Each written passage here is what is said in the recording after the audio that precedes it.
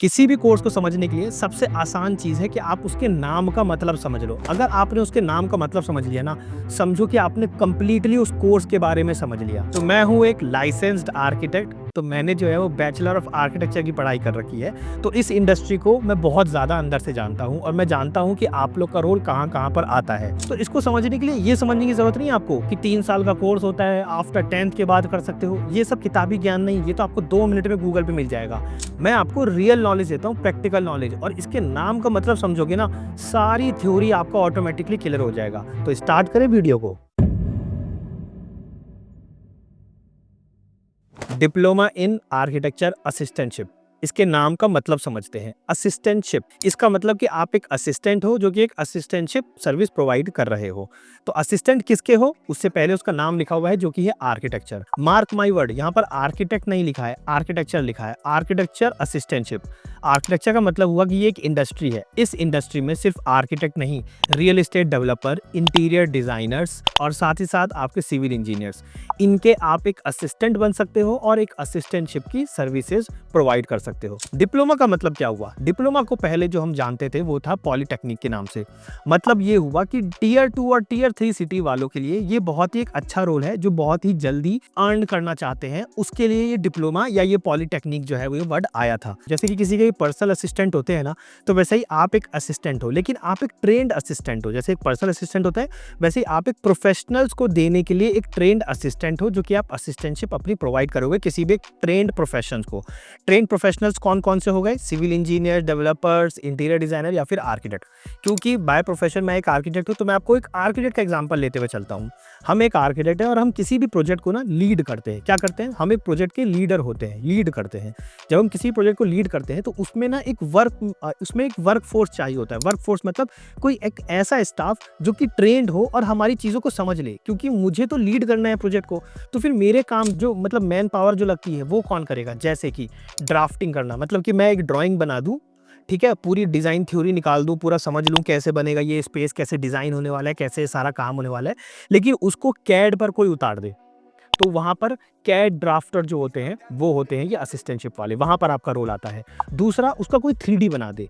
अच्छा, पहले के ज़माने में था कि इसका कोई मॉडल बना दे। मॉडल बनते थे पहले, स्केल और प्रोपोर्शन मॉडल्स बनते थे, वो तो उसका मॉडल बना दे, या फिर कोई उसकी ड्राइंग बना दे, या फिर कोई मेरे बिहाफ पर साइट पर चला जाए, क्योंकि रोज़-रोज़ मैं तो क्लाइंट से मीटिंग करने जाऊँगा। जिस दिन क्लाइंट साइट पर आएगा मैं उस दिन जाऊँगा एज एन प्रोजेक्ट लीडर और प्रोजेक्ट आर्किटेक्ट, मैं तो उसी दिन जाऊँगा।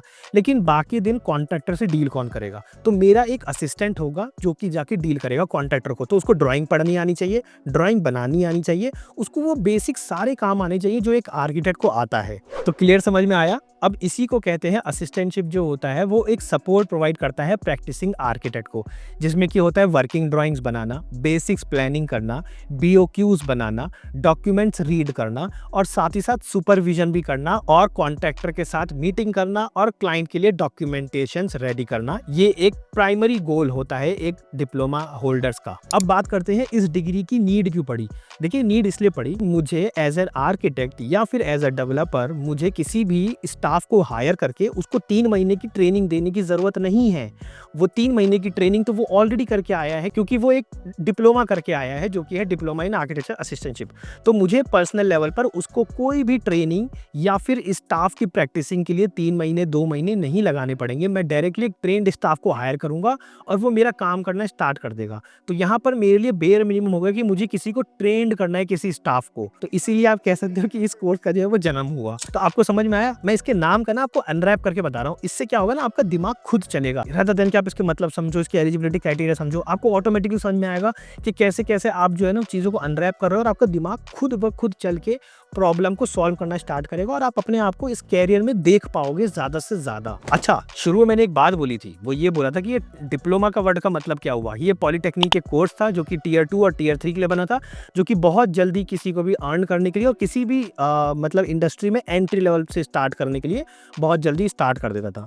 तो इसका मतलब ये है कि ये जो टियर 2 और टियर 3 सिटी वाले हैं, एक्चुअली में इसका मतलब ये था कि अफोर्डेबल रेट्स होते हैं। जैसे कि अगर आप पूरा एक फुल फ्लेज कोर्स करोगे ना, तो उसके 10 लाख 20 लाख जो है वो फीस होती है, हायर फीस होती है। लेकिन यहाँ पर अगर आप डिप्लोमा करोगे तो आप 1 लाख 2 लाख के अंदर अंदर ही अपनी पढ़ाई कर लोगे और उस इंडस्ट्री में आप एंटर कर जाओगे। सिंपल सी बात आपको समझ में आई।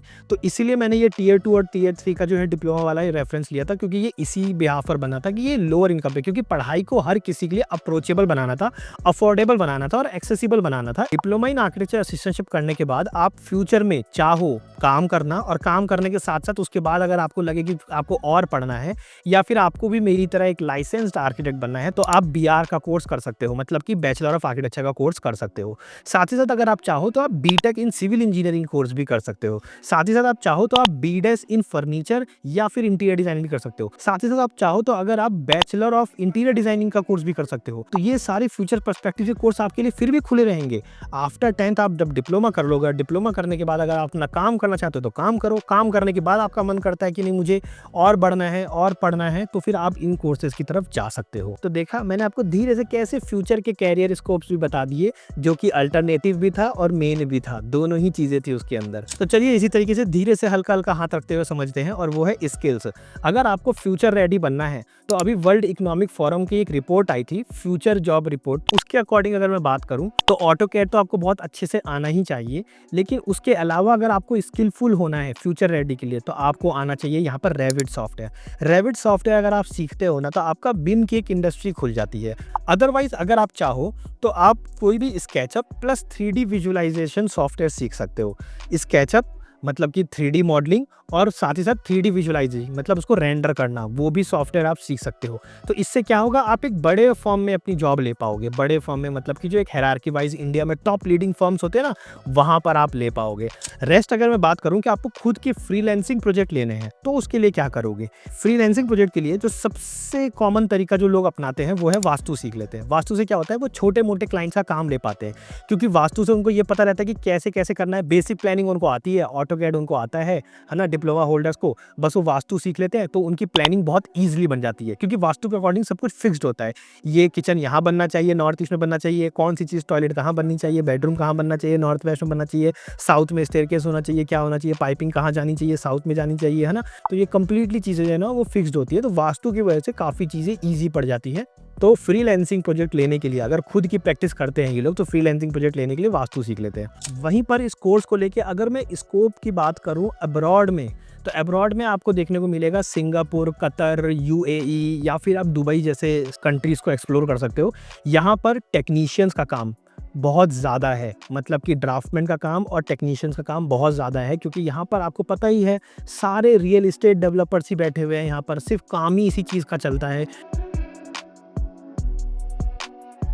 मैं था 2 साल एक्सपीरियंस, एक फॉर्म में काम करने गया। मेरी जो वहाँ पर सैलरी थी वो थी 28,000 रुपये। 2 साल एक्सपीरियंस था, 28,000 थी। बाद में बढ़ के मेरी 34 हो गई थी, 34,000 हो गई थी, 35 अप्रॉक्स आप मान सकते हो, है ना, हो गई थी।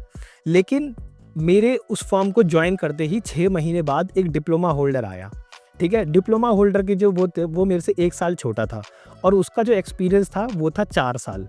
4 साल एक्सपीरियंस क्यों, मतलब कि मुझे टोटल 7 ईयर्स लगे पढ़ाई पढ़ने में और 2 साल का एक्सपीरियंस लेने में। उसको भी 7 ईयर्स लगे पढ़ाई करने में और 4 साल का एक्सपीरियंस लेने में, और उसकी सैलरी वहाँ पर जो थी वो थी 48,000 रुपीज़। आप समझ रहे हो, 48,000 रुपीज़।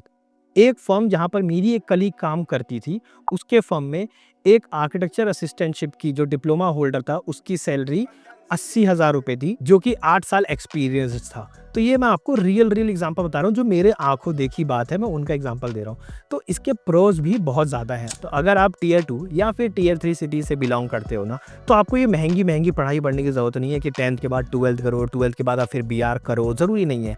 आप क्या कर सकते हो, सिंपली 10th के बाद आप जाओ अपना 10th करो, 10th के बाद आप अपना डिप्लोमा की पढ़ाई पढ़ो, डिप्लोमा के बाद आप अपना काम करना स्टार्ट कर दो। थोड़े बहुत पैसे आएंगे, आपको लगेगा आप अपने घर में सपोर्ट कर पा रहे हो, है ना, या फिर आप पैसे बचा पा रहे हो, तो फिर आप अपना चाहो तो फ्यूचर में बीआर कर लेना, या फिर आप अपने आप को स्किलफुल भी कर सकते हो। तो आई होप सो कि आपको इस कोर्स से काफ़ी ज़्यादा प्रैक्टिकल अप्रोच देखने को मिला होगा। इस कोर्स का मतलब समझ में आया होगा, इसके नाम का मतलब समझ में आया होगा, इसकी पूरी बैकग्राउंड हिस्ट्री और फ्यूचर पर्सपेक्टिव को लेकर मैंने पूरा एक प्रैक्टिकल डेटा आप लोगों के सामने इंसाइटफुल होने की कोशिश की होगी। अगर ये वीडियो अच्छी लगी है तो इस वीडियो का आप एक थम्स अप, लाइक जरूर दे सकते हैं और एक प्यारा सा कमेंट कर सकते हैं, या कोई डाउट है तो उसके रिगार्डिंग भी आप कमेंट कर सकते हैं।